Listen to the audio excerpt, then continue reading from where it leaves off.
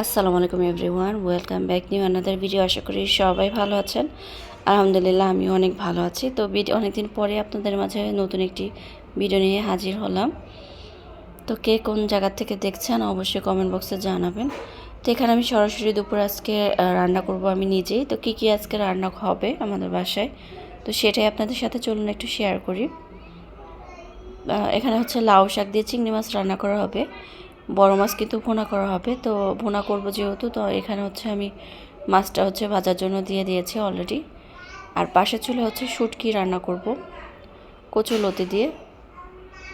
তো এখানে হচ্ছে আমি যে লাই শাকটা রান্না করব সেজন্য বড় চিংড়ি মাছ দিয়ে রান্না করব। তো চিংড়ি মাছটা ভালো মতো এখানে কষিয়ে নিচ্ছে, পেঁয়াজ কাঁচামরিচ আর যা যা গুঁড়া মশলা আর কি লাগে। তো কম বেশি কিন্তু সবাই আমরা রান্না পারি। তো শাকের মধ্যে আমি হচ্ছে কিছু পরিমাণ আলু দিব। তো চিংড়ি মাছ আর আলু কিন্তু একসাথে আমি কষিয়ে নিব সুন্দর করে। এতে করে হবে কি, চিংড়ি মাছটা খুব সুন্দর করে আলুর মধ্যে যাবে, চিংড়ি মাছের ফ্লেভারটা খেতে আর ভালো লাগবে ভীষণ। তো কারা কারা এইভাবে রান্না করে খেয়েছেন চিংড়ি মাছ কিংবা হচ্ছে মিষ্টি কুমড়া শাক, লাউ শাক, এগুলো একসাথে। চিংড়ি মাছ দিয়ে কিন্তু লাউ শাকও ভালো লাগে, মিষ্টি কুমড়া শাকও খেতে ভালো লাগে। তো এদিক থেকে যখন আমার মশলাটা কষিয়ে আসে আর কি আলু চিংড়ি মাছের, তখন আমি আর কি শাকগুলো দিয়ে দিই। আর এদিকে হচ্ছে আমি বড় মাছ ভুনা করবো, এর জন্য পেঁয়াজগুলো আমি ভেজে নিচ্ছি ভালো করে। টমেটো পেঁয়াজ দিয়ে আমি মাছ ভুনা করব, বেশি করে টমেটো দিয়ে দিয়েছি এখানে। এখন কিন্তু টমেটোর সিজন চলছে, আর কিছুদিন পরে কিন্তু টমেটো একদমই পাওয়া যাবে না।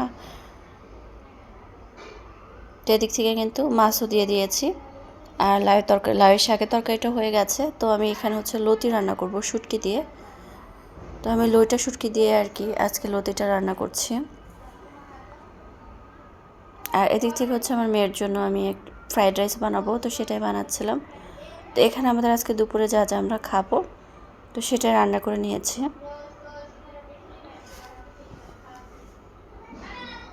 এই যে সেই লাউ শাকের তরকারিটা, এটা হচ্ছে মাছ ভুনা। আর লতিটা খেতে কিন্তু ভীষণই মজার হয়েছিল। অনেকে আছে আমরা কিন্তু লতি খাই না, তবে আমাদের কাছে অনেক ভালো লাগে। তো ভিডিওটি কেমন লাগলো অবশ্যই জানাবেন।